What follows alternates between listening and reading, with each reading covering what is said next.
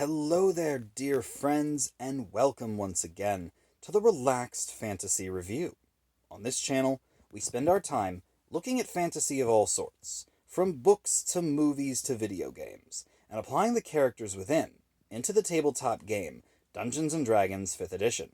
Today, though, we're going to be looking at a core mechanic of D&D itself. Specifically, we're going to be looking at a subclass of the monk, known as the Way of Shadow. Way of Shadow monks are dark masters of dark key energy, channeling their power to cast darkness-related spells and use incredible darkness-based abilities to enhance their physical prowess. How do they stack up mechanically, though? Let's have a look-see at what they can do. Straight away at level 3, the Shadow Monk will gain the Shadow Arts power.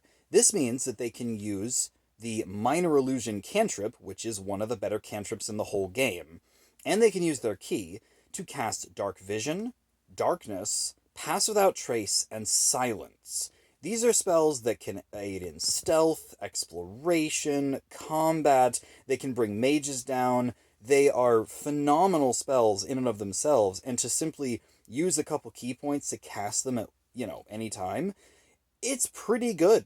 These are all great spells, all 5 of them, including the cantrip, and I give this power a solid 10 out of 10. Next up is the Shadow Step power at level 6. The Shadow Step power allows you to use a bonus action to teleport between areas of dim light or darkness. So you step into a shadow, use a bonus action, and appear at another shadow up to 60 feet away. This also, when you appear out of the other shadow, you gain advantage on your next attack. So this does kind of compete for your Flurry of Blows or Step of the Wind, but teleporting is super powerful. This does not have a limitation either. As long as you have shadow nearby, you can do this at will. So you can pop around. It's phenomenal for exploration and for navigation. And gaining advantage on your next punch is pretty good. It's not Flurry of Blows good, but it's definitely worth using the teleport and then getting that advantage when you need to hit someone really hard. This is another 10 out of 10 power. The Shadow Monk is very front-loaded. Then, at level 11, they gain Cloak of Shadows. The Cloak of Shadows allows them to use an action to become invisible in dim light or darkness. Invisibility is great. It's not great for combat because it does take your action to do. And invisibility, it's not greater invisibility, it's just invisibility. But for stealth purposes, this is indispensable. And combined with your power to cast Silence and Pass Without Trace, this invisibility is just, icing. I give this a 9 out of 10.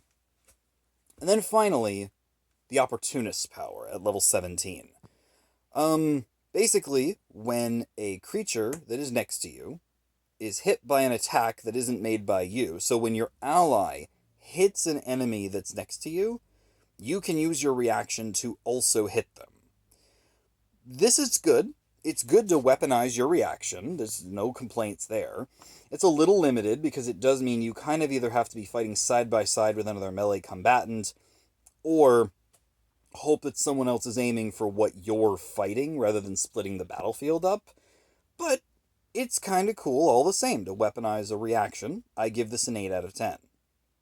And all in all, the Shadow Monk gets a 9 out of 10. A good 9 out of 10. It was like 1 point from a 10 out of 10, in all honesty. It's one of the best monks you can have. Darkness powers, invisibility, teleportation, as well as all the monk's normal combat powers, this monk is impossible to pin down. And in genuine fashion, the Shadow Monk is one of my favorite monks in the game. 9 out of 10, easily. This has been the Relaxed Fantasy Review. If you enjoyed the video, please like and subscribe down below, and keep your eyes peeled for more monk subclasses coming down the line soon. Have a good one, my friends.